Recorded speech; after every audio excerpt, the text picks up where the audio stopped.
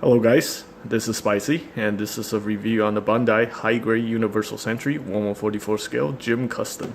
So I actually got this kit secondhand, so I don't have the box or the instruction manual, and I'm also missing the spare parts, the leftover parts, and some of the official parts. So first thing I'm missing is the beam saber heel and the beam saber effect.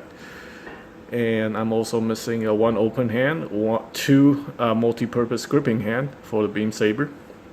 Also missing an open hand, and what I got is one closed fist, the trigger finger for the beam rifle, and the shield. And yeah, this kit was already built when I got it, and yeah, basically what I did is I kind of repainted some of the parts, such as the thrusters and the stuff on the back, the backpack, and I also put a lot of decals on it to make it look nice.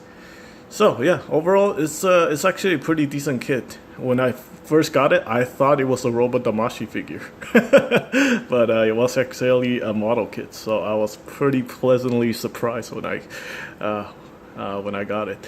So anyway, let's get right into this review. So basically, this is like an older kit. I think it was released around 2005, anywhere between 2004 to 2008, and it's actually very similar to the GM Quel. I did the review on it. However, there isn't many parts that are very similar. So yeah, it looks similar, but the parts are not the same. In fact, I think almost every single part on this kit, it's different from the GM Quel. So anyway, let's take a look at that real quick.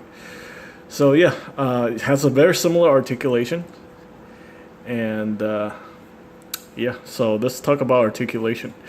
So the feet is actually on the hinge right here that's attached to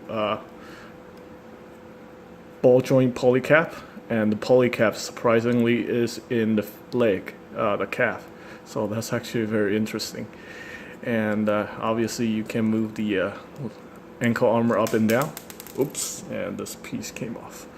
So I guess I would advise against doing that, because moving up and down can get this piece to pop out. So yeah, so it's basically the hinge is right here for the feet, so the feet can hinge forward like that, and the rest of that is the ball joint connecting to the polycap.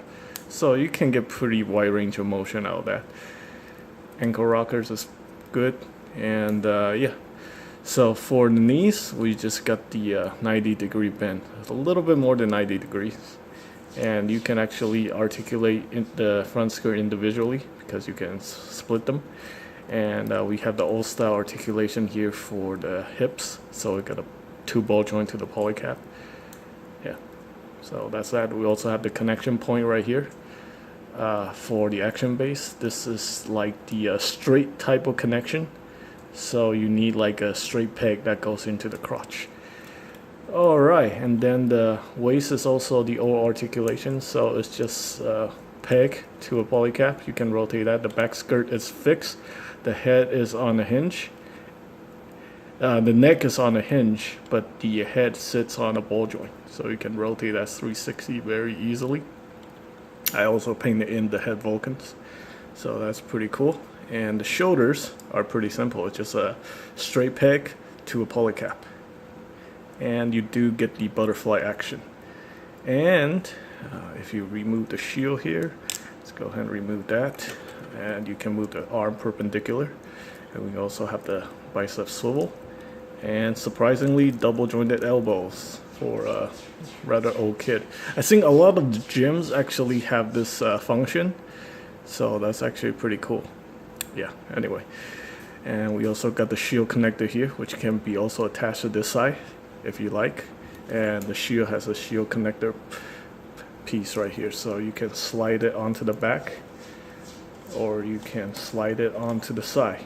So exactly very similar to all the Bands of Zeta kits. They all have this functional gimmick, which is very cool. The trigger finger is actually angled, so it helps hold the rifle in better positions. And I did painted the forearm right here for the peg hole. So yeah, the rifle is pretty simple, just two pieces snapped together with the barrel piece right there. I did paint it in the camera up front. And yeah, put a whole bunch of water slide decal on this kit to make it look better. And I think it looks pretty cool. Yeah, I was supposed to get this kit as like to get, you know, use it as part of a diorama, because I needed like a Federation grunt suit that's getting destroyed by a Xeon mobile suit. But you know, I end up liking this kit, so I guess I'm probably not gonna destroy it. Yeah, it's actually really nice. So yeah, I like the visor piece right here. It's kind of like a nice orange, translucent orange piece. Pretty cool, and you can see all the details on behind the visor. It's actually pretty nice. Yeah, overall it's a pretty decent kit. I think the retail price for this kit is anywhere between $15 to $19. And if you find one, I definitely recommend picking it up. Just be aware that the articulation is a little bit dated, and yeah, if you want it to look good, you do have to do quite a bit of work. Basically, you need to paint in all the ports right here on the calves. Also, you probably need to paint in all the thrusters on the back and on the side of the backpack, all that, and also the shoulder here. These pieces needs to be painted, but it's really not that bad. It's actually pretty good in general. I also painted in the this V symbol here on the crotch piece to make it look better. But yeah, it's a pretty solid kit. Definitely something you want to check out if you're a fan of the Federation suits. And that's pretty much it. I hope you guys find the information helpful. And as always, thanks for watching.